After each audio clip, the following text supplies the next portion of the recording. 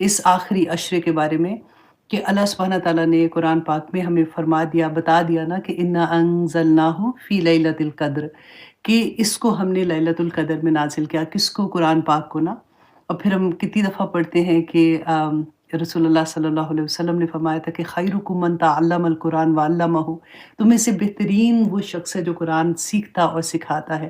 تو اللہ سبحانہ تعالیٰ نے دیکھی اس کی اتنی اہمیت، اتنی اس کی برکات کہ اللہ سبحانہ تعالیٰ نے اس رات کو جب یہ قرآن نازل ہوا، اس رات کو 1000 مہینوں کی عبادت سے بڑھ کے کر دیا۔ اس رات کو جب یہ قرآن نازل ہوا، اس رات کو 1000 مہینوں کی عبادت سے بڑھ کے کر دیا۔ تو یہ ساری جو رمضان کی برکات ہیں وہ ایکچولی کیوں ہیں؟ کیونکہ اس رات کو قرآن، اس مہینے قرآن نازل ہوا تھا۔ تو اللہ سبحانہ تعالیٰ نے فرمایا کہ پھر ہوتا ہے نا کہ ذہن میں خیال آتا ہے کہ اچھا پھر لیلۃ القدر کیا ہے؟ اللہ سبحانہ تعالیٰ نے فرمایا یا 23ویں رات ہو، لیکن کنفرم تو نہیں ہے، کبھی 23ویں رات ہی کہتے، پتہ نہیں چلتا، کبھی 23ویں ہو سکتی ہے، لاکھ راتوں میں ہوتی ہے نا، آخری 10 راتوں میں۔ تو اس رات کی عبادت کا پھر اللہ سبحانہ تعالیٰ فرماتے ہیں تنزل الملائکۃ والروح فیہا بإذن ربہم من کل امر، کہ فرشتے اور روح الامین جو ہے وہ اس رات کو آسمان دنیا سے اللہ سبحانہ تعالیٰ کی اجازت سے اترتے ہیں زمین پہ۔ کہتے ہیں کہ کوئی ایک چپا زمین کا ایسا نہیں ہوتا جہاں پہ فرشتے نہیں ہوتے، اور وہ صبح تک سلامتی کی دعائیں کر رہے ہوتے ہیں، اور وہ کیا کرتے ہیں؟ اللہ کا حکم لے کے اترتے ہیں۔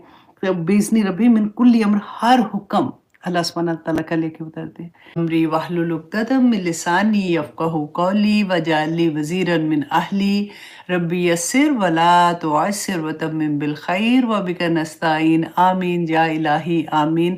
اللہم انفعنا بما علمتنا وعلمنا ما ینفعنا وزدنا علما، صلی اللہ علیہ حبیبہ سیدنا محمد وآلہ وسلم۔ السلام علیکم ورحمۃ اللہ وبرکاتہ۔ کیسے ہیں آپ لوگ؟ الحمدللہ جی، ہم لوگ بھی یہاں پہ ٹھیک ہیں۔ آپ لوگوں کی آج کلاس ٹیوزڈے کو اس لیے ہو رہی ہے کہ جیسے آپ لوگوں کے بھی وہاں پہ شادیوں کا سیزن ہے، بچوں کے اسکول سے چھٹیاں ہیں، کچھ نہ کچھ ہو رہا ہے۔ سنڈے کو یوزلی کوئی نہ کوئی ولیمہ پارٹی ہو رہی ہوتی ہے، تو کافی دیر ہو جاتی ہے، تو اس لیے پھر میں نے سوچا کہ اب چھٹیوں میں ہم اپنی کلاس جو ہے منڈے کے بجائے ٹیوزڈے کو کر لیں، تاکہ تھوڑی سی تھکاوٹ ختم ہو جاتی ہے، ہم سارے فریش ہو جائیں گے۔ اور آج کی کلاس کیونکہ بہت زیادہ دھیان دینے والی کلاس تھی، کیونکہ میں ایک لمبی سٹوری آپ لوگوں کو اس وقت کا ورلڈ ویو دینے والی ہوں کہ جب یہ سورہ نازل ہوئی تھی، تو اس لیے میں نے سوچا کہ آپ پوری طرح سے اس کے لیے جاگ جائیں گے تو ہم سب کے لیے آسانی ہو جائے گی انشاءاللہ۔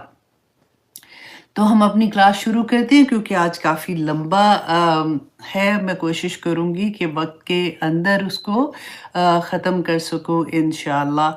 تو سب سے پہلے ہم حدیث سے شروع کرتے ہیں جی۔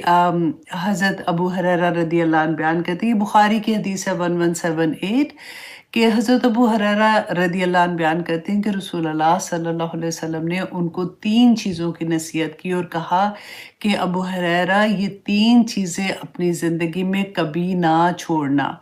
اور انہوں نے کہا، ابو ہریرہ نے، کہ میں نے زندگی میں جب تک میں زندہ رہا میں نے یہ 3 چیزیں کبھی نہیں چھوڑی تھی۔ نمبر 1 یہ کہ ہر مہینے 3 دن کے روزے، جو ایام 20 کے روزے کہتے ہیں نا، جو چاند کی تاریخ سے ہوتا ہے کہ 13، 14 اور 15، اس کے روزے رکھنا، کہ 3 روزے ہر مہینے کے، ایام 20 کے روزے 13، 14، 15 چاند کی تاریخ کے حساب سے۔ تو کہا رسول اللہ نے کہ وہ کبھی نہ چھوڑنا۔ سیکنڈ کہا کہ چاشت کی نماز وہ کبھی نہ چھوڑنا۔ اور دیکھیں چاشت کی نماز کے بارے میں ہم نے کافی ڈیٹیل میں آلریڈی جانا بھی ہے۔ ہاں، ایک کویسچن تھا اس کے بارے میں کہ اکثر ہم کہتے ہیں نا کہ چاشت کی نماز پڑھتے ہیں تو ہمارے جوڑوں کا صدقہ ہے، پھر ہم یہ بھی پڑھتے ہیں کہ رسول اللہ نے فرمایا کہ پورا حج اور پورے عمرے کا ثواب ہے۔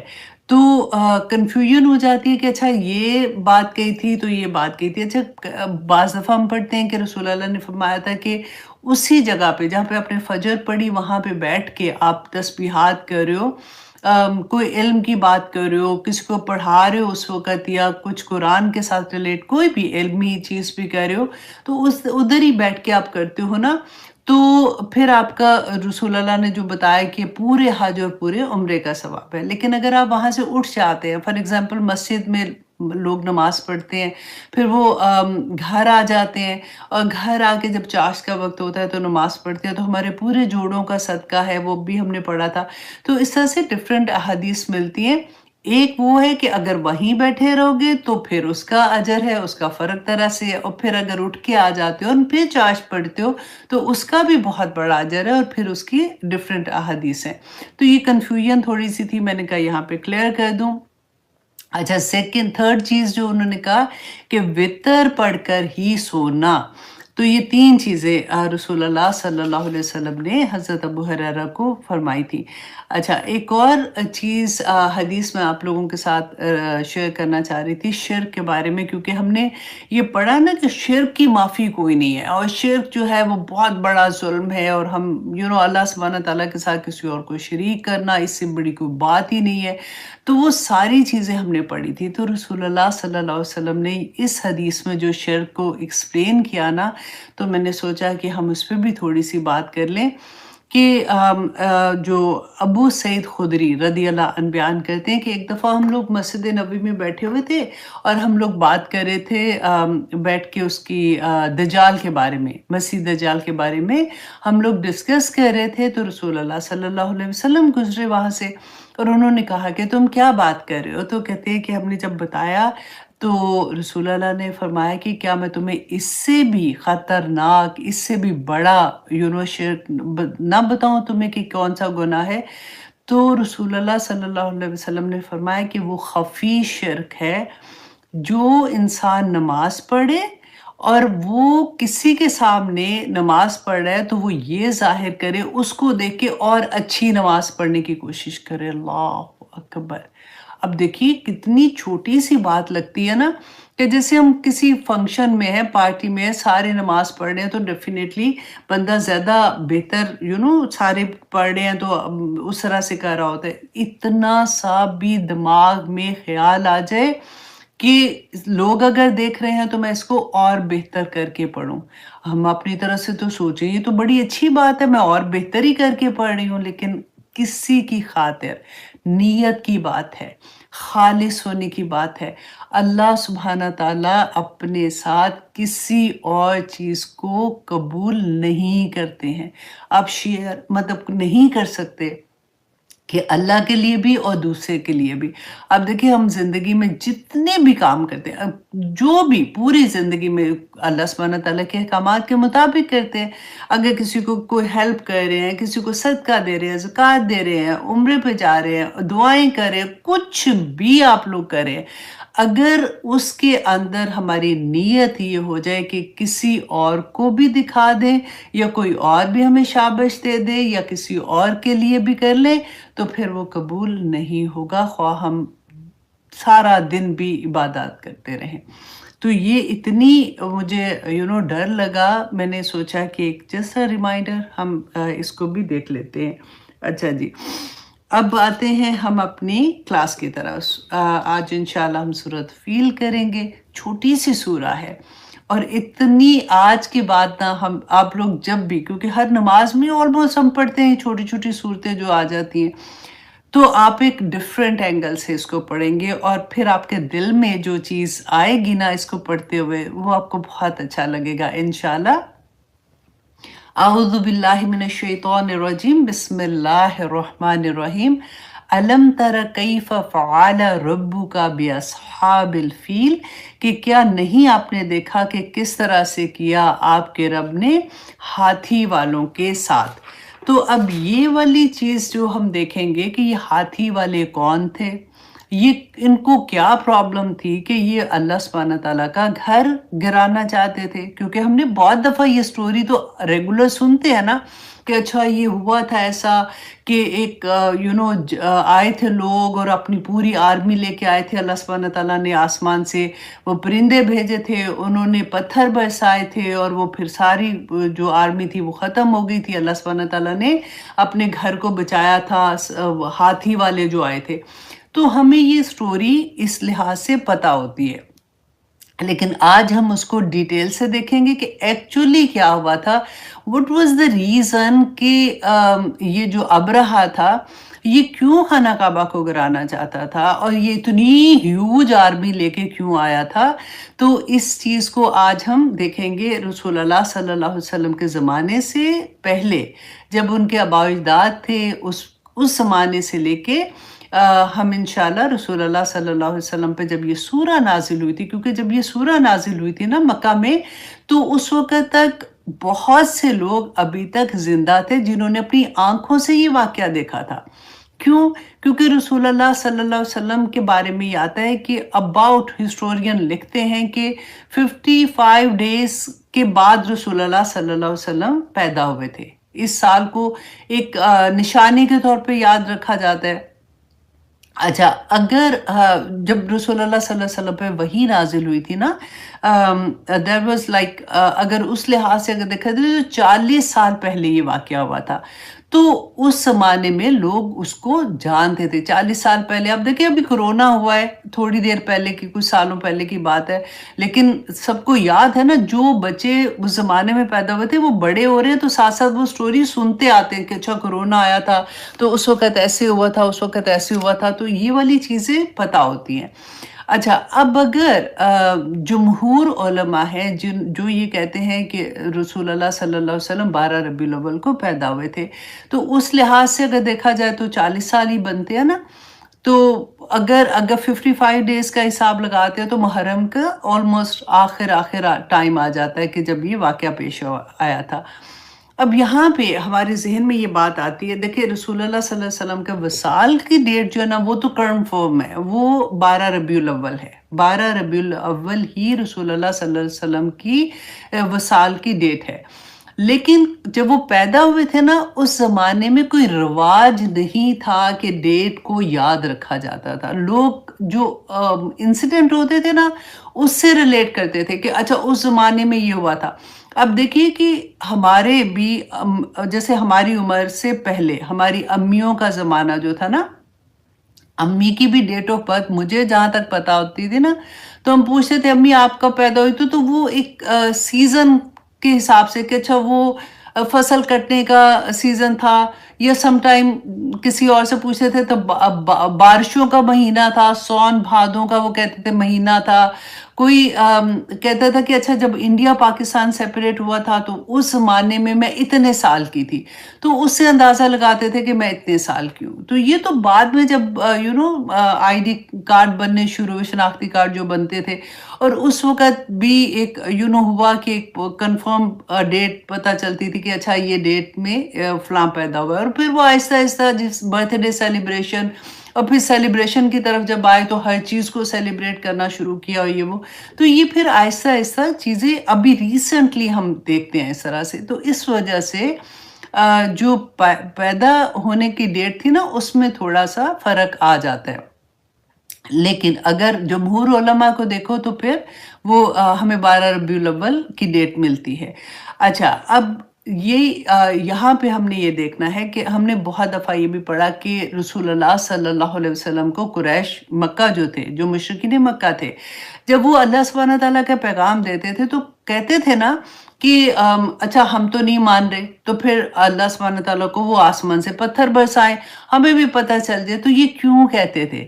یہ اسی وجہ سے کہتے تھے کیونکہ دے نو کہ عامل فیل جو تھا، ہاتھیوں والا جو واقعہ ہوا تھا، اس میں اللہ سبحانہ تعالیٰ نے اپنا گھر بچانے کے لیے آسمان سے پتھر برسائے تھے۔ وہ جو پرندے آئے تھے ان کے منہ کے چونچ کے اندر جو پتھر تھے، تو وہ اس لحاظ سے کہتے تھے جو اللہ سبحانہ تعالیٰ نے سورۃ انفال میں بیان کیا، اور پھر اس کا جواب بھی اللہ سبحانہ تعالیٰ نے سورۃ انفال کی آیت نمبر 33 میں دیا تھا کہ یہ جو مانگتے ہیں نا، یہ کہتے ہیں، وہ پہلے کیا کہتے تھے، فَأَمْطَرْ عَلَيْنَا حِجَارَةً مِّنَ السَّمَاءِ، کہ آسمان سے ہمارے لیے پتھر برساؤ۔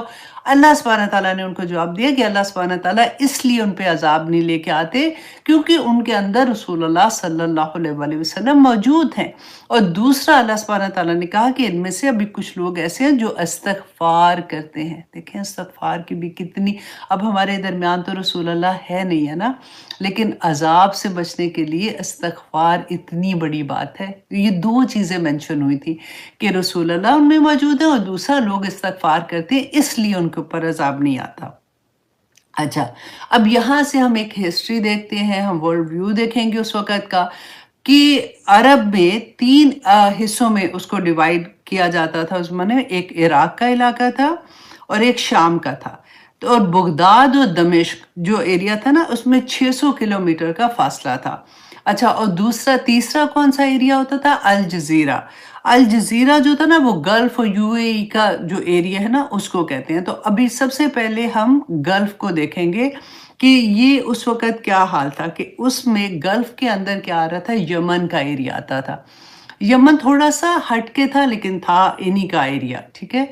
और ये एरिया जो था, अब ये गौर से, अब आप स्टोरी पूरी इसी तरह से सुनेंगे ना आपको कभी नहीं भूलेगी क्योंकि स्टोरी अक्सर याद रहती है। अच्छा, अगर आप देखें ना यमन का एरिया तो ये समंदर के 3 अतराफ जो थे ना वो यमन को लगते थे, तीनों साइडें यमन को लगती थी। ये उस ज़माने की सुपर पावर थी और बहुत ही जैसे होता है ना कि एग्रीकल्चर के हिसाब से या बंद बड़े-बड़े उन्होंने समुंदर के पास थे ना तो बंद थे इनके, इन्होंने बड़े-बड़े बनाए हुए थे और हर मुल्क जो था वो इनकी पोर्ट यूज़ करता था तिजारत के लिए, वहाँ से फिर ये दूसरे जो कंट्रीज़ थे ना वहाँ पे जाते थे। और क्योंकि आके वो ठहरते थे, कारोबार के लिहाज से भी पूरी दुनिया उस वक़्त जो जिन लोगों ने आगे जाना होता था वो ये क्योंकि आते थे वहाँ पे, तो डेफ़िनिटली तिजारत भी ज़्यादा होती थी। इन्होंने जो सैरगाहें जो होती हैं वो उनकी बनी हुई थी बहुत खूबसूरत और बहुत, आप ये समझ लें कि अमीर तरीन मुल्क था, उस ज़माने का सुपर पावर था। अच्छा, अब ये लोग जो थे इनके बारे में, अब ये इलाका जो था ना तिजारत की वजह से बहुत फ्लरिश भी कर रहा था।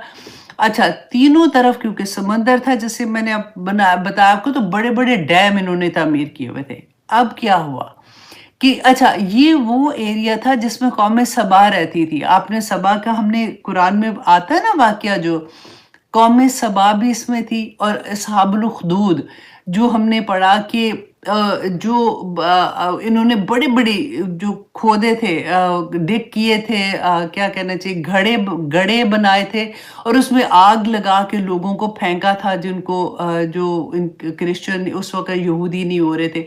ये एक आगे आएगा, मैं इंशाल्लाह वो आपको बताती हूँ। तो ये वही एरिया है यमन का जहाँ पे कौम सबा भी थी और अस्हाबुल उख़दूद का वाक़या भी हुआ था। अच्छा, अब हुआ क्या कि 450 एडी में वहाँ पे एक सैलाब आया। अल्लाह सुब्हानहू तआला की तरफ से अज़ाब आया था। तो सैलाब आया तो सारा इलाका जो है ना इनका वो उसके अंदर बह गया। अब क्या था कि वहाँ पे जो बचे-खुचे लोग थे, अब इकॉनमी पूरी तबाह हो गई और जो बड़े-बड़े इन्वेस्टर थे, जो बचे थे, वो भी वहाँ से निकल गए। अच्छा, जब रसूलुल्लाह सल्लल्लाहु अलैहि वसल्लम मदीना आए थे ना तो 2 कबाइल थे वहाँ, औस और खिज़रज के नाम से। वो लोग ये वही थे जो यमन से इस टाइम पे मदीना आए थे, आबाद हुए थे वहाँ पे आके। तो ये इलाका जो था अब तिजारत के लिहाज से कंप्लीटली कोलैप्स कर गया, ठीक है? ये अब यमन का वो वाला एरिया टाइम है जब 450 एडी में ये वाक़या हुआ था। अब आप आइए दूसरी तरफ, अब मक्का में उस वक़्त क्या हाल था? अच्छा, रसूलुल्लाह सल्लल्लाहु अलैहि वसल्लम के आबा अजदाद में से कुसै बिन कलाब, ये जो थे ना, इनका बहुत बड़ा हाथ था। इन्होंने इस्माइल अलैहिस्सलाम की औलाद में से जितने भी लोग थे उनको एक जगह पे, क्योंकि इर्द-गिर्द के एरिया होते हैं ना छोटे-छोटे, उधर भी लोग आबाद हो जाते हैं, तो उन्होंने उन सबको मक्का में दोबारा से एक जगह पे इकट्ठा किया एक कबीले की सूरत में। अच्छा, कुसै बिन कलाब जो थे ना, इनके बेटे थे अब्दे मनाफ। عبد مناف کے بیٹے تھے ہاشم. اب یہ یاد رکھیے گا، تھوڑا سا آپ کو ٹرکی لگے گا اس میں، لیکن لکھ لیں گی نا جب آپ تو آپ کو یاد ہے گا، خاص طور پہ وہ اسٹوڈنٹ جو جاننا چاہتے ہیں ہسٹری کو اور ان کو اچھا لگتا ہے. جو تو لسنر ہیں ان کے لیے خیر ہے، جو ایز اے اسٹوڈنٹ سن رہے ہیں وہ ضرور لکھ لیں. اچھا، ہاشم جو تھے نا، ان کے بیٹے، ہاشم کے بیٹے، سب سے پہلے کیا تھا؟ قصی بن کلاب. قصی بن کلاب کے بیٹے تھے عبد مناف. عبد مناف کے بیٹے تھے ہاشم، اور ہاشم کے بیٹے تھے عبد المطلب. اچھا، عبد المطلب جو تھے ان کے بیٹے جو تھے وہ تھے عبداللہ. عبد المطلب رسول اللہ کے دادا کی بات کر رہی ہوں، اور عبداللہ رسول اللہ صلی اللہ علیہ وسلم کے والد گرامی تھے. تو یہ تھوڑا سا ٹری وہاں سے یہاں تک میں نے آپ کو بتایا. اچھا، جب ہاشم جوان ہوئے نا تو یہ اللہ سبحانہ تعالیٰ نے ان کو بہت سمجھ عطا کی تھی، اور یہ بہت بزنس مائنڈڈ بھی تھے. اچھا، انہوں نے کیا کیا؟ انہوں نے یہ پلان بنایا کہ اس وقت کیونکہ یمن کے لوگ تجارت کے لیے یہ لوگ جاتے تھے، ان کو پتا تھا کہ یمن کلیپس ہو چکا ہے، وہاں سے تجارت نکل چکی ہے، مطلب بڑے بڑے انویسٹر وہاں سے چلے گئے ہیں. تو ہاشم کو یہ پتا تھا کہ مکہ جو ہے نا وہ ریلیجیس پوائنٹ آف ویو سے تو جتنے بھی ارد گرد کے علاقے میں مشرکین مکہ تھے وہ سارے کے سارے، مشرکین مکہ نہیں، جو وہاں پہ مشرک رہتے تھے وہ سارے کے سارے حج کرنے، آپ غور کریں ذرا، اس زمانے میں بھی یہ مشرک لوگ جو تھے یہ حج کرنے مکہ آتے تھے. تو اس کو یہ پتا تھا کہ یہ ہب تو ہے مسلمانوں کا نا. اب وہ اس کو ایک تجارت کے طور پہ بھی اس کا نام اوپر لے جانا چاہتا تھا تاکہ اس کی اکانومی اچھی ہو جائے. تو انہوں نے ایک پلان کیا کہ یوں کرتے ہیں کہ خود جو تھے نا وہ شام کے ایریا میں گئے، اور تاکہ وہاں کے جو سردار ہیں یا بڑے بڑے لیڈرز ہیں وہ ان سے بات چیت کریں. اچھا، بات چیت کیا کرنی تھی؟ کہ ان کو یہ کہیں کہ وہ اپنی تجارت کے لیے، کیونکہ اب یمن تو تباہ ہو گیا ہے، تو آپ لوگ ہماری پورٹ استعمال کر لیں. اور جب وہ اب ان کی پورٹ استعمال کریں گے تو ڈیفینیٹلی ریونیو آئے گا، لوگ آئیں گے، زیادہ فلرش کرے گا مکہ. اب کیونکہ آپ یہ دیکھیے، ہم لوگ جب ہسٹری پڑھتے ہیں نا تو ہمیں لگتا ہے اچھا مکہ کے لوگ تو اتنے کوئی نالائق تھے اور پتہ نہیں جہالت، اور اس اللہ سبحانہ تعالیٰ نے جہالت کیوں کہا ان کو؟ کیونکہ وہ اللہ کے دین سے جاہل تھے، رائٹ؟ تو لیکن آپ دوسری طرف آپ دیکھیے گا تو آپ کو حیرت ہوگی کہ اچھا یہ اتنے سمجھدار ہوتے تھے یہ لوگ. تو انہوں نے کیا کیا کہ خود یہ شام گئے، اپنے بھائی عبد شمس کو انہوں نے حبشہ بھیجا، اتھوپیا جس کو کہتے ہیں نا، اور تیسرے بھائی جو نوفل تھا اس کو عراق بھیجا، اور چھوٹے بھائی مطلب کو یمن بھیجا. اب یہ چاروں بھائیوں کو انہوں نے بھیجا کہ جا کے وہاں کے جو بڑے لوگ ہیں ان سے بات کرو، اور ان کو اس بات پہ لے کے آؤ کہ ایگریمنٹ کر کے آؤ کہ وہ ہماری پورٹ استعمال کریں. اب یہ جب چاروں بھائی واپس آئے تو ان کا بڑا نام ہوا. ان کو وہاں کے لوگ جو عرب کے لوگ تھے نا، مکہ کے لوگ تھے، ان کو ایک ٹائٹل اس وقت دیا گیا اصحاب الالاف کے نام سے. اصحاب الالاف کے نام سے ان کو لوگ پکارتے تھے. اچھا، اب دوسری طرف آپ آئیے. اب یہ تو مکہ کی جو ہسٹری ہے نا یہاں تک ہم رکھتے ہیں. اب دوسری طرف ہم آتے ہیں جو کرسچن ورلڈ تھا، اس کے اندر کیا ہو رہا تھا. اچھا جی، حضرت عیسیٰ علیہ السلام کی وفات کے بعد 300 AD میں رومن نے ایز اے اسٹیٹ اپنا جو ریلیجن تھا وہ کرسچن ڈکلیئر کر دیا. ٹھیک ہے، ایز اے اسٹیٹ انہوں نے ڈکلیئر کر دیا. یمن میں بھی اس وقت کافی کرسچن تھے اور مشرک بھی آباد تھے. مشرک کون سے تھے؟ جو مکہ کے مشرک تھے نا، جیسے وہ لوگ بھی وہاں پہ مائگریٹ ہوئے تھے، تو مشرک بھی آباد تھے. دونوں قومیں تھی، کرسچن بھی تھے اور مشرک بھی تھے. ایک وقت ایسا آیا کہ یمن میں جوز بڑھنا شروع ہو گئے. کیوں؟ کیونکہ ان کا جو ایک سردار تھا نا، ابو نواس اس کا نام آتا ہے. ابو نواس جو تھا وہ یہودی ہو گیا، اور جب وہ یہودی ہوا تو اس نے لوگوں کو، جو اس زمانے میں پتہ ہے قبائل سسٹم ہوتا تھا، ایک ہوتا تھا سردار تو سارے پیچھے ویسے ہو جاتے تھے. اس نے پھر کیا کیا کہ زبردستی لوگوں کو جو کرسچن تھے ان کو اس نے یہودی بنانا شروع کیا۔ اسی پہ جو اصحاب الاخدود کا واقعہ ہوا تھا نا، ڈگ کر کے تو آگ لگا کے پھینکا تھا جو کرسچن تھے اس وقت کے، یہ واقعہ ہوا تھا، ٹھیک ہے۔ تو یہاں پہ جب اس نے یہ والا واقعہ، ابو نواس کیونکہ یہودی ہو گیا، اس نے لوگوں پہ ظلم کرنے شروع کر دیے۔ جب یہ اصحاب الاخدود کا واقعہ ہوا تو ان میں سے ایک شخص بھاگ کر جو وہاں تھا شام کی طرف، ایک شخص بھاگا اور وہ شام کی طرف چلا گیا، ایک ہی بچا تھا اس وقت۔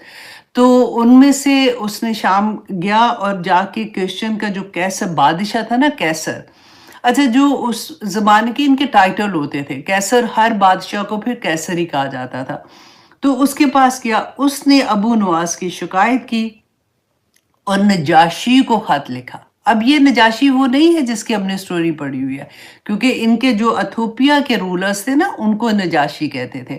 تو اس نے نجاشی کو خط لکھا جو حبشہ کا رولر تھا، تو کہ ہماری مدد کرے، اور یمن میں جو کرسچنز ہیں ان کے ساتھ یہ حال ہوا ہے، کیونکہ وہ کرسچن تھا بادشاہ، تو آپ ہماری مدد کریں اور وہاں پہ کرسچینٹی کو اگین بحال کریں۔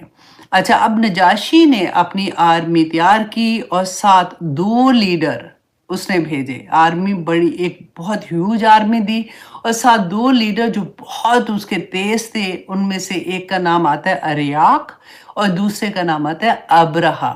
اب یہ ہے وہ ابرہا جو مکہ گیا تھا بیت اللہ کو گرانے کے لیے۔ اس نے یہ 2 بندوں کے ساتھ اپنی آرمی بھیجی۔ اچھا، اب یہ آرمی جب یمن آتی ہے تو ابو نواس کے ساتھ ان کی جنگ ہوتی ہے، جس میں یہ ان کو جنگ کرتے کرتے سمندر کی بالکل قریب لے جاتے ہیں، وہاں سے یہ لوگ بھاگ جاتے ہیں، ٹھیک ہے۔ تو پھر جب وہ جنگ جیت جاتے ہیں تو اب یمن میں کون ہوتا ہے کہ اریاک اور ابرہا یہ جیت گئے، اور اب یہ وہاں پہ رول کرنا شروع کر دیا۔ اچھا، اب دونوں ہی اتنے سمارٹ تھے، اتنے تیز تھے، اب ان میں آپس میں کانفلکٹ ہونا شروع ہو گیا۔ انہوں نے یہ ڈیسائیڈ کیا کہ اچھا یوں کرتے ہیں کہ ہم دونوں آپس میں لڑائی کرتے ہیں، جو لڑائی میں جیت گیا وہ یا کا رولر ہوگا اور دوسرا ہار جائے گا، جو بھی ہوگا۔ اچھا، اب دونوں کی لڑائی ہوتی ہے تو کہتے ہیں اس میں ابرہا کے ناک اور ہونٹ پہ اس کی تلوار سے، اریاک کی تلوار سے زخم آتا ہے، مطلب جیسے کہ تھوڑا سا کٹتا ہے، تو اس کی وجہ سے ابرہا کا نام جو ہے وہ جو ان کی ہسٹری میں آتا تھا نا، وہ آتا تھا اشرم کے نام سے۔ ابرہا اشرم اس کا نام اس وقت پڑ گیا تھا کہ وہ کٹا ہوا جیسے ہوتا ہے نا۔ اچھا، خیر anyway وہ جنگ ہوتی ہے، اس میں ابرہا جو ہے وہ اریاک کو قتل کر دیتا ہے، اریاک ختم ہو جاتا ہے اور ابرہا رول کرنا شروع کر دیتا ہے۔ اب جب نجاشی کو اس بات کی خبر ملتی ہے تو اس کو بہت غصہ آتا ہے کہ یہ کیا ہوا، انہوں نے مجھ سے پوچھے بغیر یہ وہاں کا حکمران بن گیا اس طرح سے۔ نجاشی نے ابرہا کو خط لکھا کہ میں آ رہا ہوں یمن، اور تم سب کے سامنے اپنی ناک جو ہے وہ زمین پہ رگڑو گے، مطلب زمین پہ اپنا چہرہ لگاؤ گے، اور تم مجھے یہ ایشورٹی دو گے کہ تم جو ہو میرے ساتھ لوئل ہو۔ اب ابرہا بڑا تیز آدمی تھا، اس نے کیا کیا کہ 2 سیک منگوائے، جو بوریاں نہیں جیسے ہوتی، ایک کے اندر اس نے یمن کی مٹی بھری اور ایک میں اس نے اپنے ماتھے کے بال کاٹے اور اس نے وہ ڈالے، اور ساتھ اس نے اور بھی سیک تیار کیے جس کے اندر اس نے ہیرے، جواہرات، سونا یہ وہ ڈال کے اس نے بھیج دیا اس کو، بادشاہ کو، نجاشی کو بھیج دیا، اور اس کو کہا کہ بادشاہ سلامت، میں آپ کا فرما بردار ہوں، آپ کو اتنی دور آنے کی ضرورت نہیں ہے، میں نے آپ کو یمن کی مٹی بھی بھیج دی ہے اور آپ کو اپنے بال بھی دے دیے، آپ اس کو زمین پہ گرا کے اس کے اوپر اپنے پاؤں ملیں یا جو بھی کریں تاکہ آپ کو یہ احساس پتہ چل جائے کہ میں آپ کے لیے فرما بردار ہوں۔ اب نجاشی نے سوچا کہ ہاں ٹھیک ہے، یہ میرے لیے فرما بردار ہے۔ اس نے پھر اس کو ایکچولی ڈکلیئر کر دیا کہ یہ وہاں کا رولر ہے۔ اچھا جی، اب یہاں پہ نجاشی کو یقین ہو گیا کہ ابرہا لوئل ہے تو اس کو ڈکلیئر کر دیا۔ یمن میں اس وقت 2 طرح کے لوگ تھے، جیسے میں نے آپ کو پہلے بتایا نا، ایک مشرک تھے اور دوسرے کون تھے؟ عیسائی تھے۔ اب ابرہہ کے لیے یہ ایریا ایک نیا ایریا تھا، عیسائیت کو تو وہ جانتا تھا، لیکن مشرکین جو مکہ کے مشرک تھے نا، ان کے کلچر سے یہ واقف نہیں تھا۔ اس نے دیکھا کہ مشرک جو ہیں یہ لوگ ہر سال ایک ٹائم آتا ہے، ٹائم پیریڈ آتا ہے جس میں یہ لوگ سارے کے سارے مکہ جاتے ہیں۔ اس نے وہاں کے ڈگنیٹی سے پوچھا کہ یہ کیا معاملہ ہے، یہ لوگ کہاں سارے کے سارے نکلتے ہیں اس ٹائم پہ؟ انہوں نے بتایا کہ یہ ان کی ایک ہولی جگہ ہے، وہاں پہ یہ ہر سال ادھر جاتے ہیں۔ ابراہ نے پلان کیا کہ یہ اچھا اس طرح سے، کیونکہ آپ کو یاد ہے نا یمن تو تباہ ہو چکا ہوا تھا، اکانومی خراب ہو چکی ہوئی تھی۔ اب ابراہ نے پلان کیا کہ میں اس کی اکانومی کو بہتر کرنے کے لیے کیا کرتا ہوں کہ میں ایک چرچ بناتا ہوں، اور ہیوج چرچ بناتا ہوں، اور جتنے بھی کرسچنس ہیں میں ان کو یہ کہوں گا، وہ امپریس ہو جائیں گے دیکھ کے، تو ان کو کہیں گے کہ وہ بھی اسی طرح سے ہر سال ادھر آیا کریں گے، اس سے ہماری اکانومی بوسٹ کر جائے گی۔ اچھا، اب وہ چرچ بناتا ہے، اس میں کہتے ہیں ملکہ سبا کا جو تخت تھا نا، یاد ہے ہم نے پڑھا ہوا ہے ملکہ سبا کے تخت کے بارے میں، اس میں جو ہیرے جواہرات تھے اس نے وہ وہاں سے نکال لے، اور ہیوج خوبصورت ایک اس نے گرینڈ چرچ بنایا۔ اب چرچ بنا کے اس نے اناؤنس کیا کہ جو عیسائی ہیں سارے وہ ہر سال اس طرح سے آیا کریں۔ اب کیونکہ مکہ جو مشرک تھے وہ تو مکہ میں جاتے، حضرت ابراہیم علیہ السلام کو فالو کرتے تھے، اور ان کا ریلیجیس فرق طرح سے تھی، محبت تھی اس بیت اللہ سے۔ اب کرسچن جو تھے وہ اس سے امپریس نہیں ہوئے، انہوں نے کہا کہ مطلب وہ ہر سال وہاں پہ کیوں آئیں گے؟ تو ابرہہ کا پلان یہاں پہ ناکام ہو گیا۔ اب اس کو تو سخت غصہ آیا کہ میں نے اتنا، اس نے پیسہ لگا دیا، سب کچھ کیا، لیکن اس طرح سے وہ چیز نہیں ہوئی۔ اچھا، اس نے پھر دوسرا پلان کیا کہ اب یہ سیکنڈ، اس نے یہ کہا کہ اس سال جو بھی یہ مشرکین مکہ جو ہے یہ جب جائیں گے ادھر، جو یمن میں رہنے والے، یہ حج کے زمانے میں بیت اللہ نہیں جائیں گے، وہ اپنا حج جو ہے، اب اس کو حج کا وہ نہیں پتا تھا نا، تو وہ اپنا حج جو ہے وہ اس چرچ میں کریں گے۔ اچھا، اس چرچ کا نام اس نے القلیس رکھا۔ القلیس اس چرچ کا نام تھا جو سنا شہر جو تھا نا وہاں پہ وہ بنا تھا۔ تو اس نے کہا کہ یہ ادھر حج کریں گے۔ تو وہ جو مشرکین تھے انہوں نے کہا کہ نہیں، ایسے تو ہم نہیں کر سکتے ہیں۔ اب یہاں پہ ابرہہ کا پلان سیکنڈ بھی فلاپ ہوا۔ اب کیا ہوا کہ اس کو اتنا اس چیز پہ پہلے سے غصہ تھا، تو اسی دوران میں کیا ہوا کہ مشرکین جو تھے نا، ان میں سے کچھ ینگ بچے تھے، وہ جیسے کہتے ہیں بون فائر کرتے ہیں کہ آگ جلا کے بیٹھ کے گپ شپ کر رہے ہیں رات کو۔ تو ہوا کیا کہ ہوا چلی، اب انہوں نے جان بوجھ کے نہیں کیا، ہوا چلی، اس سے کچھ چنگاریاں جو تھی وہ جو کولیس اس کی چرچ تھا اس کے اندر چلے گی، جس سے وہ کچھ جو حصہ ہے نا اس کا وہ برن ہو گیا۔ اچھا، اب جیسے ہی ابرہہ کو پتہ چلا، اور اس کو جب یہ پتہ چلا کہ یہ مشرک بچے جو تھے وہ لوگ اکٹھے تھے، اس نے سوچا کہ یہ انہوں نے جان بوجھ کے کیا ہے، کیونکہ اسی دوران میں یہ ساری چیزیں ہو رہی تھی۔ اب اس نے سخت غصے میں آ کے کیا کیا کہ ابرہہ نے نجاشی کو خط لکھا کہ مجھے مدد چاہیے آپ کی، مجھے ہر صورت بیت اللہ کو ڈسٹروائے کرنا ہے۔ اب یہاں پہ آپ یہ غور کیجئے، یہ پلان اس طرح سے پہلے سے بن رہا ہے، رائٹ؟ وہ بیت اللہ کو ڈسٹروائے کرنے جا رہا تھا، لیکن یہ والا بہانہ کر رہا تھا نا۔ تو نجاشی نے اور اس نے کہا کہ ہمیں قریشی اکانومی کو ڈسٹروائے کرنا ہے، کیونکہ اس کو یہ تھا کہ اچھا، اس نے جو یمن کے لوگ تھے ان کو یہ کہنا شروع کیا کہ یمن تو اتنا ترقی والا ملک تھا اور اس طرح سے تجارت ہوتی تھی، تو جیسے ہی ہمارے اوپر اس طرح سے مشکل آئی تو مکہ کے لوگوں نے اس ساری اکانومی کو اپنی طرف لے گئے اور ہمارا یہ حال ہو گیا۔ تو اس نے یمن کے لوگوں کی ہمدردیاں اپنی طرف کر لی۔ اب یہاں پہ یہ کیا ہوا کہ جب اس نے یہ خط لکھا اس خط کے نجاشی کو کہ مجھے مدد چاہیے، میں بیت اللہ کو گرانا چاہتا ہوں۔ اچھا، نجاشی کو جیسے خط ملتا ہے، یہاں پہ لوگوں کو، مشرکین جو تھے ان کو یہ پتہ چل جاتا ہے اس خط کے بارے میں۔ اب ان میں اور غصہ آتا ہے کہ یہ کیا مطلب ہمارے بیت اللہ کو کیوں گرانا چاہ رہا ہے، ہم مطلب یہ تو بہت غلط بات ہے۔ اس میں ایک ینگ لڑکا ہوتا ہے جو بہت جذباتی نہیں جیسے بچے ہوتے، اب ان ایک ینگ بچہ جو تھا وہ کیا کہتا ہے، وہ کلیس جاتا ہے جو اس کا چرچ تھا، اس میں وہ نجاست لے کے اس کی کچھ دیواروں کے اوپر مل دیتا ہے، اللہ اکبر۔ اب کہنے کو تو یہ تھا کہ وہ ایک بچے کی غلطی تھی، سب کی تو غلطی نہیں تھی، لیکن اس وجہ سے اب ابرہہ کو اور غصہ آیا۔ اس نے کہا کہ اب تو ہر صورت میں خانہ کعبہ کو جا کے ڈسٹروائے کروں گا۔ اچھا جی، ادھر نجاشی نے کہا کہ میری پوری مدد تمہارے ساتھ ہے، میں تمہیں کچھ ہاتھی بھی بھیج رہا ہوں۔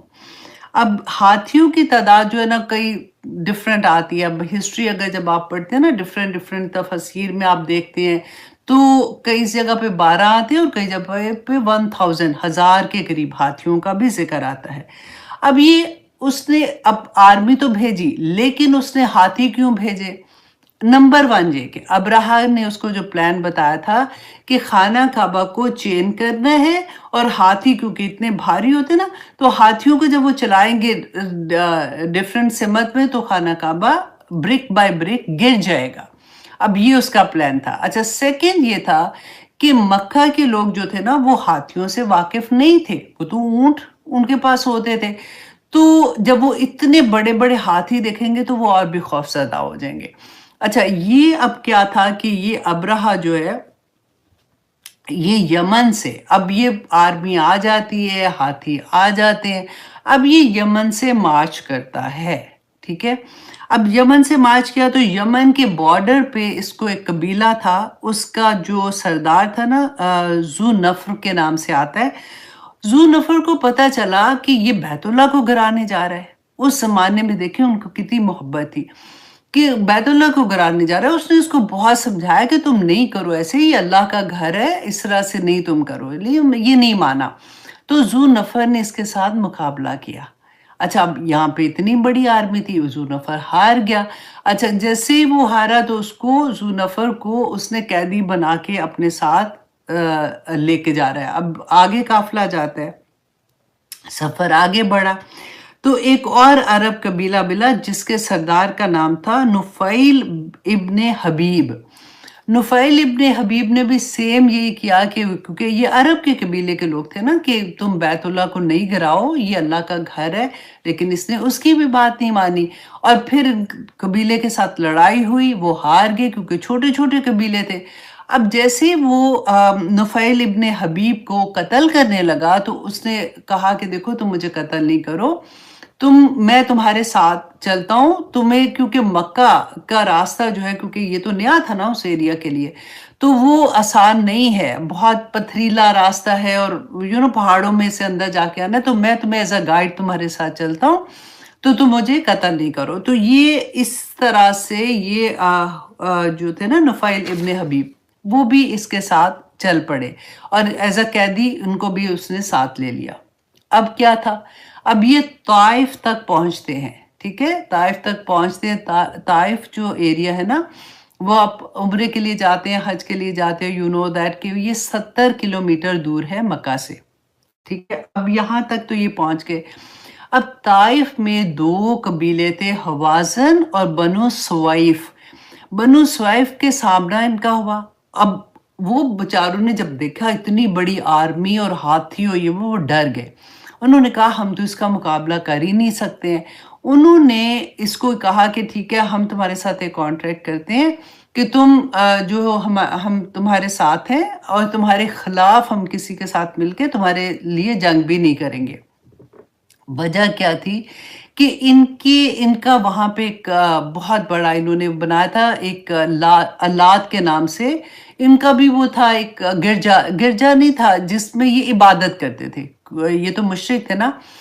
ہم نے جو پڑھا نا لات منات عزا، تو اللات جو تھا نا وہ اس کا بنایا ہوا تھا جہاں پہ عبادت گاہ تھی، جہاں پہ یہ عبادت کرتے تھے، تو انہوں نے اس کو بچانے کے لیے کہ یہ تو وہ ڈسٹروائے کر دیں گے ہمارا اتنا بڑا، تو ہم اس کے ساتھ ہم کہتے ہیں کہ ہم تمہارے ساتھ ہیں۔ اور پھر اس نے کیا کہا کہ ہم تمہارے ساتھ ہیں اور ہم تمہارے ساتھ اپنا ایک گائیڈ بھیجتے ہیں جو بہت تیز ہے، اور وہ تمہیں وہ آسان راستے جو ہیں اس پہ سے لے جائے گا، جس کو ابو رغال کے نام سے آتا ہے آج بھی۔ اچھا، ابو رغال جو تھا یہ ان کے ساتھ اب جاتا ہے۔ یہ طائف سے نکلتے ہیں تو المغمس، جو المغمس جگہ آتی ہے 7 کلومیٹر، اب 70 کلومیٹر سے یہ 7 کلومیٹر پہ آگے، 7 کلومیٹر کے ایریا پہ اب یہ جو ان کے ساتھ ہے نا ابو رغال، وہ فوت ہو جاتا ہے۔ اب وہاں پہ یہ رکتے ہیں اور پھر اس کو دفناتے ہیں۔ تھوڑا سا جیسے رات ہوتی ہے نا تو تھوڑا ریسٹ کرتے ہیں کہ اب صبح ارلی مارننگ وہ نکلیں گے۔ اچھا، یہاں پہ یہ وہ جگہ ہے جہاں پہ رسول اللہ صلی اللہ علیہ وسلم جب حج کے لیے نکلے تھے نا تو وہ تیزی سے وہاں سے نکلے تھے، اور اس زمانے سے لے کے آج تک بھی جب اس کے ابو رغال کی قبر کے پاس سے گزرتے ہیں نا لوگ تو اس کو پتھر سٹون کرتے ہیں، پتھر مارتے ہیں لوگوں نے اس زمانے سے کہ اس نے بیت اللہ کے اگینسٹ جا کے ان کا ساتھ دیا تھا، جو ابرہہ کا ساتھ دیا تھا۔ اچھا، اب اس مقام پر یہ ابو رغال جو ہے وہ فوت ہو جاتا ہے۔ اچھا، یہ جب رکتے تھے نا قافلے، اس زمانے میں کیا ہوتا تھا کہ ٹینٹ لگا دیتے تھے اور سارے قافلے وہاں پہ رکتے تھے، اور جو بادشاہ ہوتا تھا، سردار ہوتا تھا، اس کا ٹینٹ تھوڑا ڈفرینٹ ہوتا تھا۔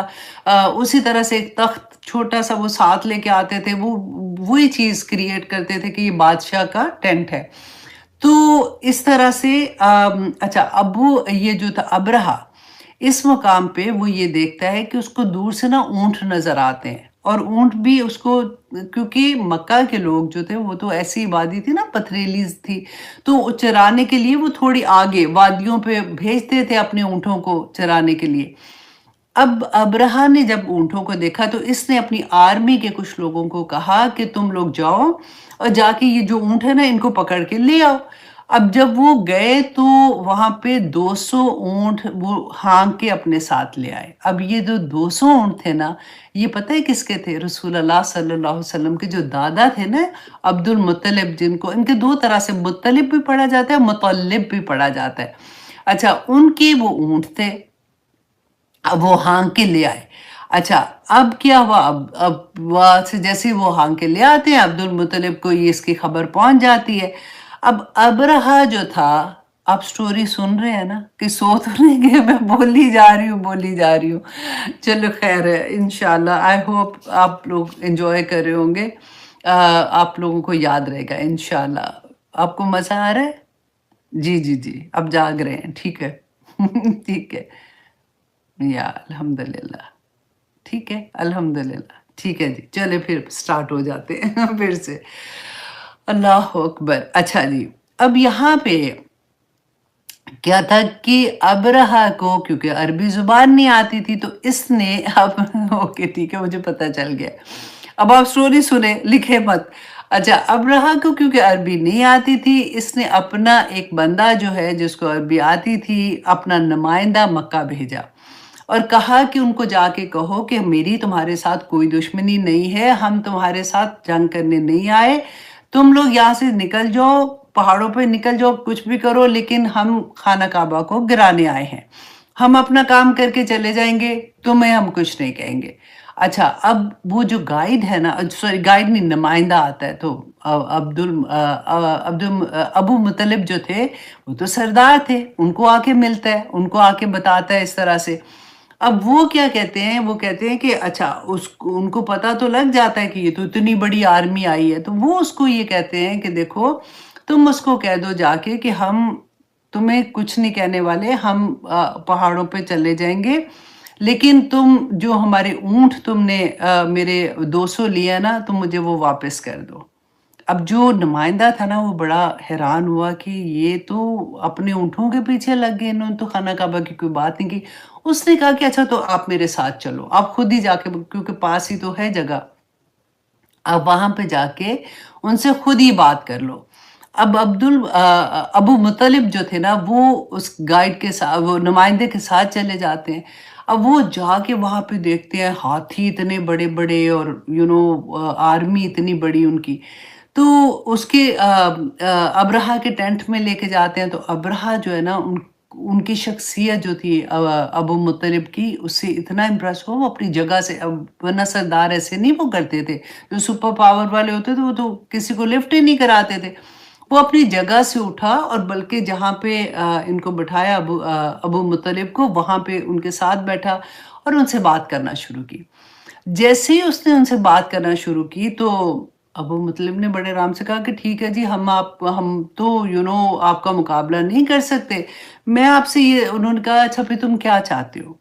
तो उन्होंने कहा कि मैं ये चाहता हूँ कि आप हमारे ऊँट मेरे जो हैं 200 वो मुझे वापस कर दें। अब्रहा का तो मुँह खुले का खुला रह गया कि ये क्या मतलब, मैं तो इतना इम्प्रेस हो रहा था इनसे, इनकी शख्सियत से, तो ये तो अपने इसको अल्लाह के घर की कोई परवाह ही नहीं, मतलब ये तो अपने ऊँट माँग रहा है। क्योंकि पीछे देखे छोटे-छोटे कबीले कैसे लड़े और मरे और किस तरह से कैदियों के साथ आ रहे हैं। अब अबरहा ने कहा कि ठीक है।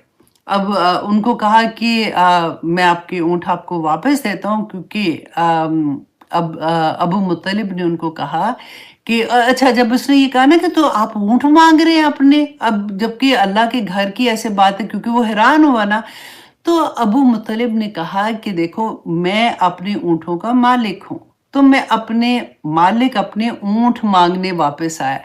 उस घर का मालिक, वो असल में उसको इनडायरेक्टली वो मैसेज दे रहे थे। उस घर का मालिक तो वो अल्लाह है, वो अपना घर बचाएगा। मुझे इसलिए मैं अपनी चीज़ लेने आया हूँ, क्योंकि वो मेरे मतलब मैं उनका मालिक हूँ। अब्राहा ने कहा ठीक है, उनको ऊँट वापस दिए। अब अबू मुत्तलिब जब वापस आते हैं तो लोग भागे उनके पास आए कि क्या मामला हुआ था, तो उन्होंने कहा कि तुम लोग अपना-अपना सामान, जो बेसिक सामान है लो, अपनी फैमिली लो और सारे पहाड़ों के ऊपर चले जाओ, क्योंकि बहुत ह्यूज आर्मी है जो तुम्हारी तरफ आने वाली है।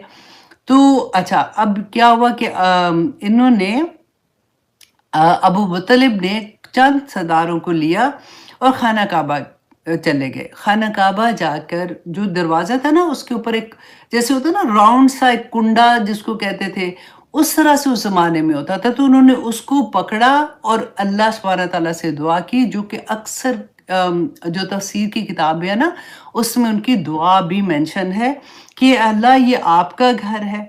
ए अल्लाह, आपकी इजाज़त से आने वाला ही इस घर में आ सकता है। आप जिसे आने की इजाज़त देते हैं सिर्फ़ वही आ सकता है। ए अल्लाह, इनके प्लान को अपने प्लान पर हावी नहीं करना।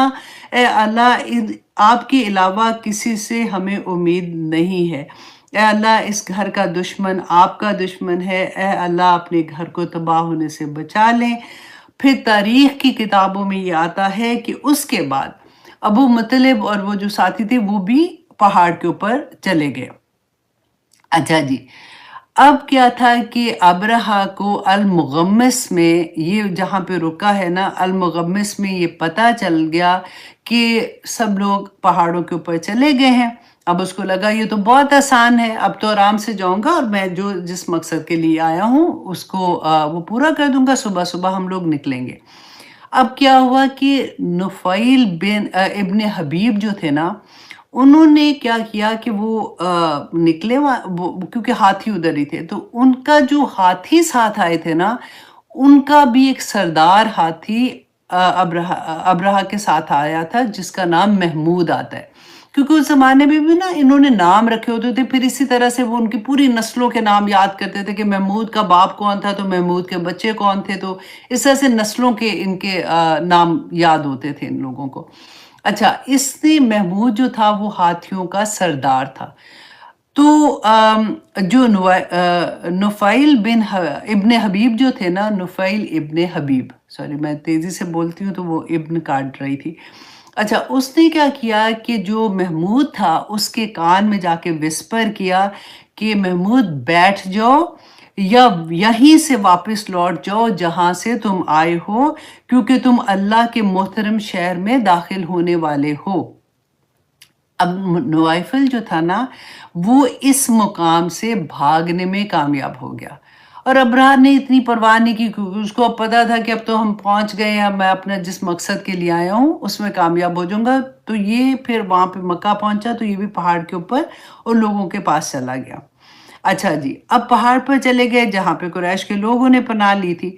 اب یہاں پہ آپ دیکھیے وادی محصر، محصر ہا اور سواد کے ساتھ ہے، میم ہا سواد را، وادی محصر میں تک یہ فوج پہنچی۔ یہ وہی جگہ ہے جہاں پر رسول اللہ صلی اللہ علیہ وسلم حج کے سفر کے دوران تیزی سے گزرتے تھے، کیونکہ یہاں اس مقام پر اللہ سبحانہ تعالیٰ نے جو سزا کا آغاز ہوا تھا وہ اسی مقام سے ہوا تھا۔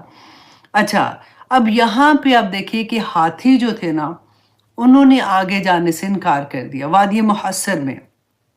کہتی ہے محمود بیٹھا، باقی سارے ہاتھی، کیونکہ وہ سردار تھا، وہ باقی سارے ہاتھی بھی بیٹھ گئے۔ اب لوگوں نے بڑی کوشش کی، آرمی اس کی تھے، ابراہا نے کہا کہ ان کو چین کرو اور ان کو اٹھاؤ زبردستی۔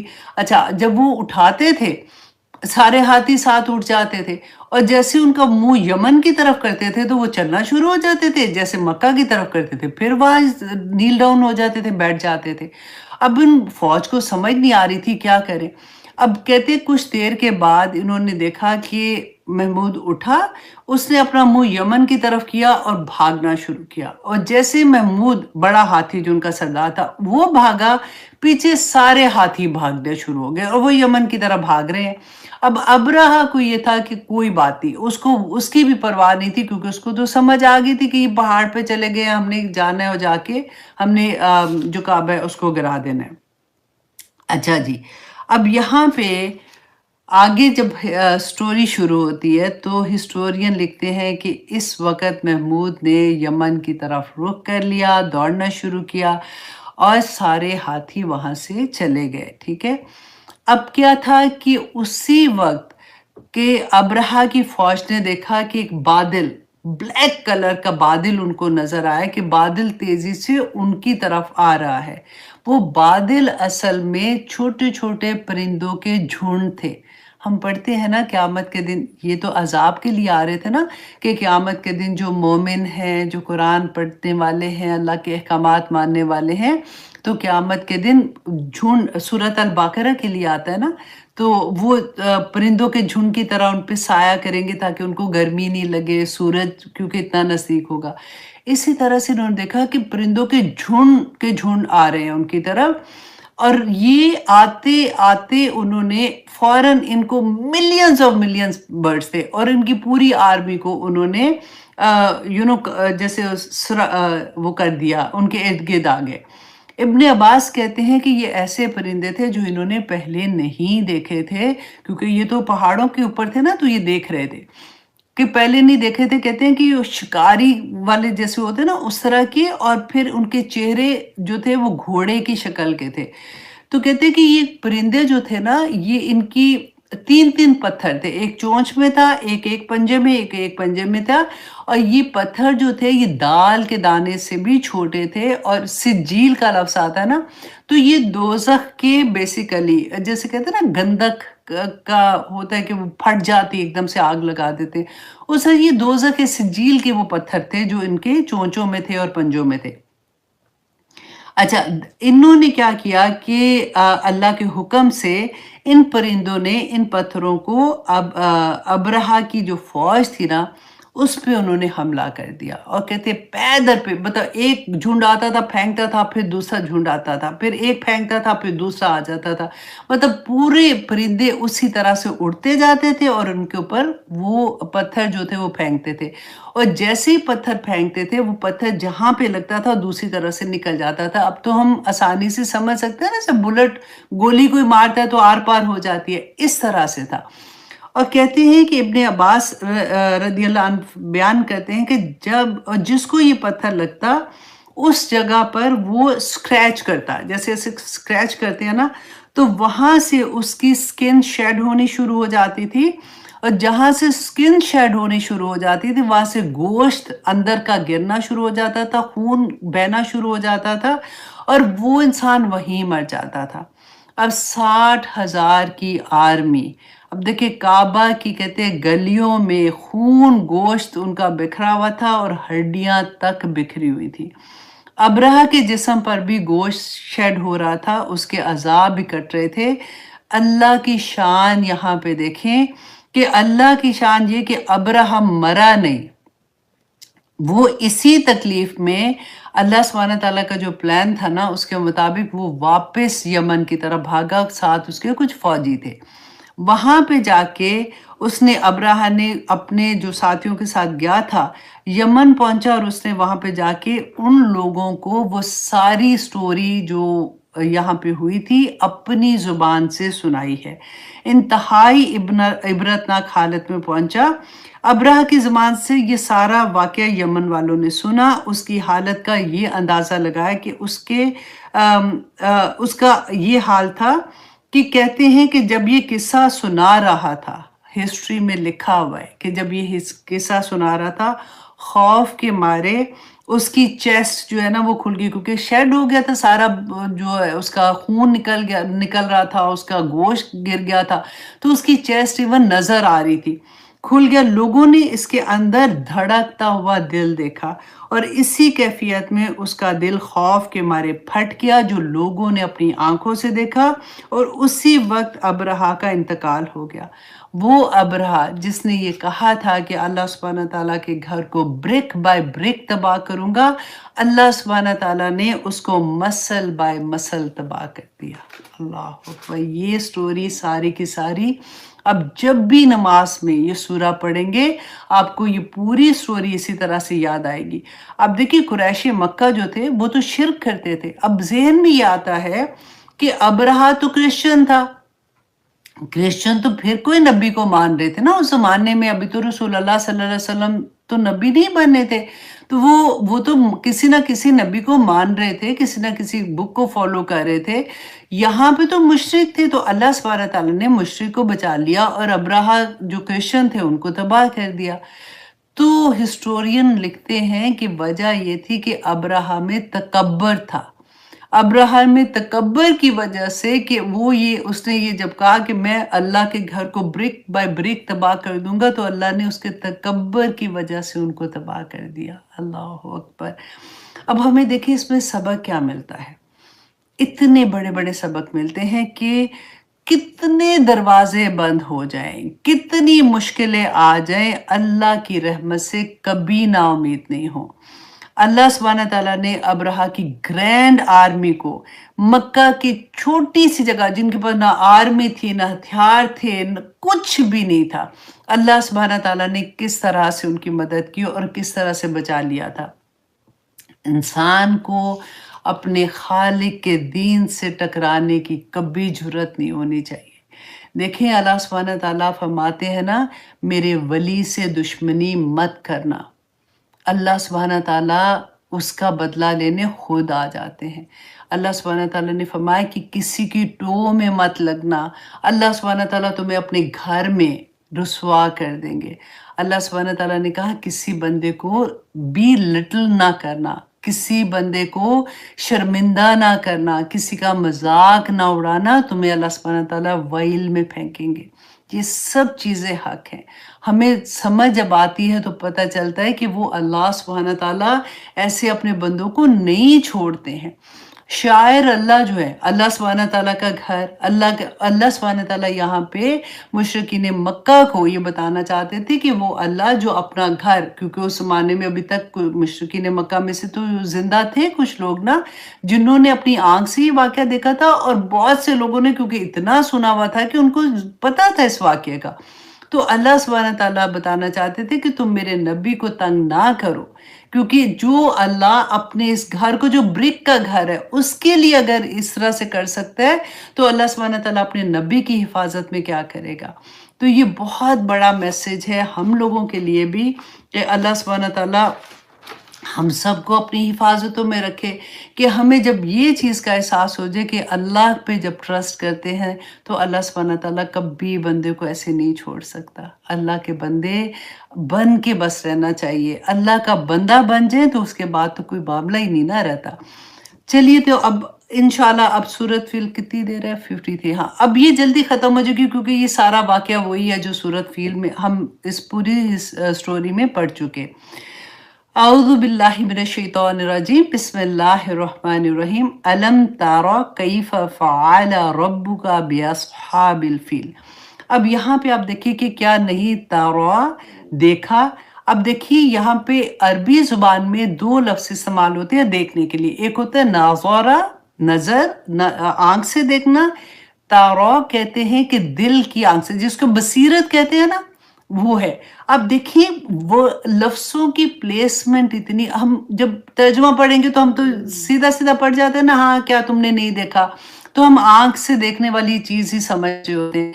यहाँ पे अल्लाह सुब्हानहू व तआला ने तारा का लफ्ज़ इस्तेमाल किया, ये मुदारे है कि क्या तुमने बसीरत से, मतलब नहीं देखा, अपने दिल की आँख से नहीं देखा। कैफ़ा, कैफ़ा आता है हैरत के लिए, जैसे ताज्जुब के लिए नहीं इस्तेमाल होता, कि अल्लाह सुब्हानहू व तआला ताज्जुब से कहते हैं कि क्या तुम्हें तो पता है, तुम लोगों ने क्या नहीं देखा? फ़अला, जो किया। अच्छा, फ़अला भी आप देखिए कि कुरान पाक में 2 वर्ड इस्तेमाल होते हैं, एक होता है फ़अला और एक होता है आमला, एक ही मीनिंग है, ठीक है? आमला जो है ना, वो अगर हमारे लिए, इंसानों के लिए इस्तेमाल होता है कि कोई काम करने के लिए इस्तेमाल होता है।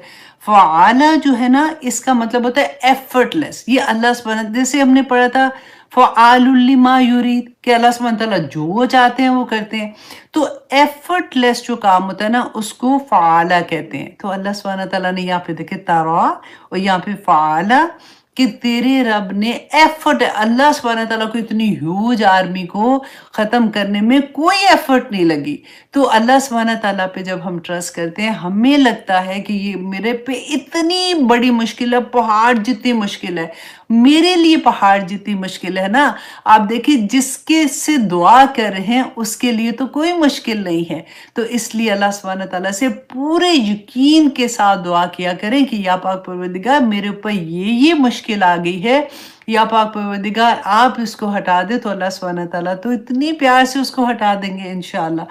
फ़अला रब्बुका, अब यहाँ पे देखिए कि अल्लाह सुब्हानहू व तआला रसूलुल्लाह सल्लल्लाहु अलैहि वसल्लम को यहाँ पे अल्लाह का लफ्ज़ नहीं है। अल्लाह जो है ना वर्ड, उसके अंदर अल्लाह सुब्हानहू व तआला के, जैसे हम 99 नेम्स पढ़ते हैं, वो अल्लाह की सिफ़ात है ना, अल्लाह के अंदर वो सारी सिफ़ात शामिल होती हैं। जब हम अल्लाह करके पुकारते हैं ना, तो जब आप पुकारते हो तो ज़हन में रखा करो कि मैं अल्लाह की सारी सिफ़ात के साथ अल्लाह को पुकारूँगी। या अल्लाह तू मेरा रब, तू मेरा मालिक, तू मेरा आका, या अल्लाह तू ज़ुल जलाल वल इकराम, या अल्लाह तू हय्युल कय्यूम। सारे 99 नेम्स जो है ना, वो अल्लाह के अंदर आते हैं। लेकिन जब ये रब का लफ्ज़ आता है ना, ये इतनी मोहब्बत, ये अल्लाह की सिफ़त आती है, इतनी खूबसूरत आती है कि आका, क्योंकि अरब के लोग इस लफ्ज़ से फ़ैमिलियर थे। वो आका और ग़ुलाम का तो सिस्टम था, आपको पता है ना। तो ग़ुलाम जो था वो अपने मालिक को वो क्या कहता था, रब कहा करता था। जैसे हम वो दुआ भी नहीं पढ़ते, माँ-बाप को भी कहते थे रब्बिरहमहुमा कमा रब्बयानी सगीरा। तो इसलिए वो फ़ैमिलियर थे इस वर्ड से। तो अल्लाह सुब्हानहू व तआला ने एक तो रसूलुल्लाह सल्लल्लाहु अलैहि वसल्लम को तसल्ली दी कि तेरा रब, और दूसरा लोगों को, मुशरिकीन मक्का को कहा, क्योंकि उनका कॉन्सेप्ट जो था ना आका का, गुलाम की तो ज़िंदगी अपनी कुछ होती नहीं थी, कि रब, तेरा वो रब जो तेरा आका है, जो तेरा मालिक है, खालिक है, जिसने तुझे पैदा किया है, जो तेरा मुदब्बिर है, जिसने तेरी तकदीर के फैसले भी लिखे हुए हैं, कि वो तुझे संभाल लेगा। कि अलम तरा कैफ़ फ़अल रब्बुका बिअस्हाबिल फ़ील। अब इस लफ्ज़ को देखिए, कि देखिए जब हम किसी के साथ कोई रिलेशन कायम करते हैं ना, उसको आप कैसे कह सकते हैं, जैसे फॉर एग्ज़ाम्पल बैतुल्लाह, तो बैतुल्लाह अल्लाह का घर, रसूलुल्लाह अल्लाह का रसूल। तो जिससे निस्बत कायम की जाती है ना, वो बेसिकली वो बड़ा होता है, और दूसरा ये नहीं होता कि वो कोई छोटा या इस तरह, मतलब क्या कहना चाहिए, दर्जे में समझ लें कि मतलब वो थोड़ा नीचे होता है, इसीलिए उसकी निस्बत उसके साथ कायम की जाती है। अब यहाँ पे आप देखिए अल्लाह सुब्हानहू व तआला कहते हैं बी अस्हाबिल फ़ील, कि हाथी वालों के साथ, कि वो जो फ़ौज आई थी अब्रहा की, उसको हाथी वालों का कह दिया, कि मतलब तुम तो इतने गए गुजरे हो कि तुम जानवरों से भी गए गुजरे हो, कि तुम साथी किसके थे, साबुल फ़ील के थे। अब यहाँ पे देखिए हाथी तो नहीं आए थे, हाथी तो भाग गए थे। यहाँ पे अल्लाह सुब्हानहू व तआला उनको, जो उसकी फ़ौज आई थी ना, उसको अल्लाह सुब्हानहू व तआला कह रहे हैं। देखिए एक सेंटेंस में हमने तारा को देखा, हमने फ़आला को देखा, हमने अस्हाबुल फ़ील को देखा। तो कितनी खूबसूरत बात लगती है ना? अल्लाह सुब्हानहू व तआला फरमाते हैं अलम यजअल कैदहुम फ़ी तضलील, कि क्या नहीं कर दिया था उनकी चाल को फ़ी तदलील, बेकार और अकारत कर दिया। अच्छा, कई तो हम कहते हैं ऐसी चाल को जो मकर ऐसा वाला जो खुफिया, छुपा हुआ मकर नहीं होता, खुफिया कहते हैं। लेकिन हम ये देखें कि जब हम जो अब्रहा आया था वो तो दंदनाता हुआ आया था, वो तो खुफिया नहीं आया था। तो यहाँ पे अल्लाह सुब्हानहू व तआला ने ये कायदा का पता है क्यों लफ्ज़ इस्तेमाल किया? क्योंकि ये खाना काबा को जो आया था ना कि मैं गुस्से से आया हूँ, तो एक बच्चे ने ऐसे किया था और वो लड़कों ने आग बॉनफायर कर रहे थे तो आग लगा दी। ये वजह नहीं थी। उसकी वजह कुछ और थी जिसको उसने छुपाया हुआ था। वो खाना काबा को इसलिए गिराना चाहता था ताकि वो इकॉनमी अपने पैसे की खातिर, अपनी दुनिया की खातिर कि हम कैसे मैं यमन को उस तरह से कर दूँ जैसे वो पहले था, और यहाँ से इकॉनमी इनकी ख़राब होगी, लोग नहीं आएँगे बैतुल्लाह में, तो डेफ़िनेटली लोग फिर यमन का रुख करेंगे।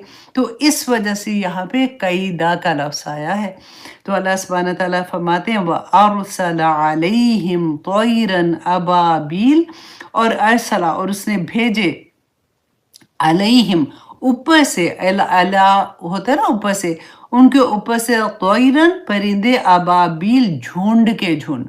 अच्छा, अबाबील आता है एक ख़ास स्पीशी के लिए भी आता है, अबाबील उसको कहते हैं, और कहते हैं ये वाली स्पीशी जो है ना ये कमाल के परिंदे होते हैं, छोटे-छोटे परिंदे होते हैं, लेकिन ये 10 महीने मुसलसल उड़ते हैं।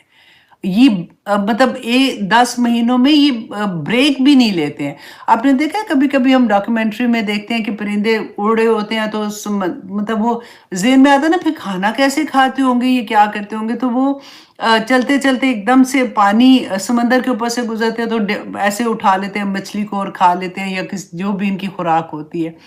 तो ये 10 महीने तक उड़ते रहते हैं और इनकी ज़िंदगी अबाबील जो है ना 20 साल इनकी ज़िंदगी होती है। तो अल्लाह सुब्हानहू व तआला ने उस परिंदे अबाबील का यहाँ पे ज़िक्र किया, तरमीहिम बिहिजारतिम मिन सिज्जील, कि उन तरमी होते जो रमी करना, जैसे हम हज पे जाते हैं तो पत्थर दूर से निशाने पे, पूरा धड़ से निशाने पे जो लगता है ना उसको कहते हैं रमी करना।